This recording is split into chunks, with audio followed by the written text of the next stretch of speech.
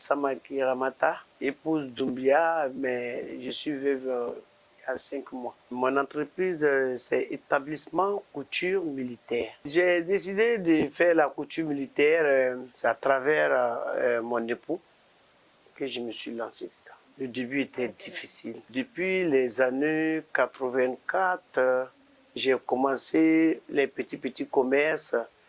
Donc en 94, j'ai commencé. Le début, on avait 2 machines et puis 2 employés. Donc je venais au travail. Monsieur travaillait dans une société de la place. J'ai essayé les tenues dames. Donc j'ai vu que les tenues dames, il y a beaucoup de bavardage dedans. Alors que les hommes, quand ils viennent pantalon, chemise, là, ils prennent, ils s'en vont. Donc je me suis rabattu vers ça. Mon mari aussi, il avait quelques disputes dans son travail. Il dit, mais il faut quitter, viens, on va travailler. Donc c'est comme ça. Lui, il est venu. Voilà, bon. Avant que ça va prendre de l'ampleur, là, on était fatigués. Les gens nous prenaient comme tout autre tailleur, tu vois, non, les tailleurs, les simples tailleurs, bon. Les gens nous prenaient comme ça. Donc, à l'époque, on faisait chemise, pantalon à 5 000 francs. 5 000 francs, souvent, si tu es à 1 000 francs, tu donnes. Tu es à 2 000, tu donnes. Et après, tu payes le reste. Il y en a qui payent, il y en a qui ne payent même pas. Mon premier client, c'était un colonel qui venait de temps en temps faire ses petites commandes. Il nous envoyait ses amis. Donc, moi, je partais livrer là-bas. Et doucement, doucement, maintenant, quand ils ont demandé est-ce qu'ils peuvent avoir un couturier, il dit, mais oui, au lieu d'aller ailleurs, là. Voilà, Madame Doum est là. Madame Doum et son mari, ils sont là. Les gens, quand ils viennent visiter, ils regardent que ces 2 machines. Souvent, il y en a qui croient en nous, il y en a qui nous négligent. Mais on gagnait un peu quand même. Les années passaient, ça augmentait. Et puis bon, ils ont commandé 24 complets. 24 complets. Après maintenant, 28, 40. 40 complets. J'ai dit, waouh, je suis flatté. Donc, on a fait ça. Après maintenant, on a eu une commande de 50. 50 maintenant. J'ai dit, ah, maintenant, ça commence à aller. Hein. Donc, on a ajouté quelques machines et puis le nombre d'employés. Donc, ça travaillait. Bon, à la longue, quand ça a commencé à prendre de l'ampleur, on a pensé à faire un deuxième magasin pour décentraliser, pour mieux travailler. Donc, voilà comment c'est parti. Bon, dans ça, on avait des emmerdements. À chaque fois, la gendarmerie vient, perquisition. Bon, ici, j'ai dit, mais il y a quoi? Vous ne connaissez pas où on trouve les bandits là? C'est ici où vous allez trouver vos bandits. Bon. Il y a quelqu'un qui m'a dit, il faut faire un courrier, tu fais une demande. Parce que vous êtes là pour les affaires maritimes. Mais à chaque fois, les gens viennent vous fatiguer et puis toi, tu es assise là. Il faut faire une demande. J'ai fait une demande, on m'a accordé la base ici. J'étais dans l'autre bâtiment. Et en son temps, pendant la crise, j'ai tout perdu.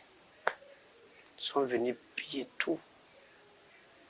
J'avais envoyé 2 conteneurs de tenues avec les Rangers, tous les petits matériels. Donc ils ont tout pillé. Quand je venais chercher du poisson, à l'époque, il n'y avait personne au dehors. Il n'y avait rien à manger. Il dit, bon, venez, on va aller à Treichville, on va aller chercher de quoi à manger. De passage, je vois la fumée. Il dit, est-ce que mon coin là est là? Mon fils dit, non, maman, allons-y, au retour, on va passer. Au retour, on vient, je vois des gens, on nous barre la route que je ne passe pas. Je vois de l'autre côté, il y a la fumée. Ça trouvait qu'ils ont pillé le coin mardi, et puis mercredi, ils ont mis feu. Le jeudi, moi, je suis venu. Je suis venu m'arrêter pour regarder. Parce qu'il y avait des tissus de 500 mètres. On ne peut pas soulever. Comme ils ont vu qu'ils ne peuvent pas soulever, ils ont tout pillé. Ils ont mis du feu dedans. Donc j'ai tout perdu. Arrivé à la maison, j'ai expliqué à mon époux. Il dit, quoi? J'ai dit, la base n'est plus là. Parce que l'erreur qui m'a trouvé, quand les mouvements avaient commencé, la violence là, donc Adjamé n'était pas en sécurité devant moi. Donc je suis allé prendre les machines de là-bas pour venir ajouter ici. C'est cette erreur-là qui m'a trouvé. Donc ils ont tout pris, tout. Je n'avais rien.